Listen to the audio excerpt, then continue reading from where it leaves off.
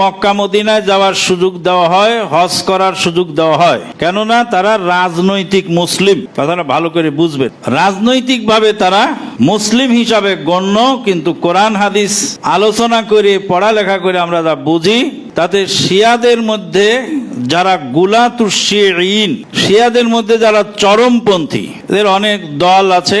তার মধ্যে এক দলের নাম হলো আলাউইয়া।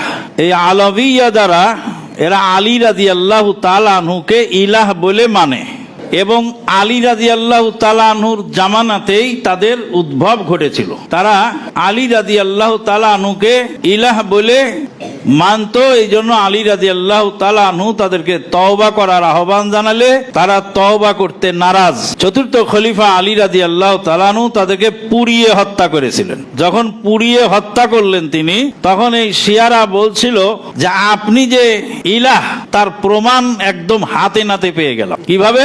তুমি যে আগুন দিয়ে পুরানো তো ইলাহের কাজ, আল্লাহর কাজ, তা আপনি যে আমাদেরকে আগুন দিয়ে পুড়ালেন, তাহলে আপনি তো ইলাহ, এটা আমরা নিশ্চিত হয়ে গেলাম। ভক্তি যেখানে অন্ধ, যুক্তি সেখানে অচল।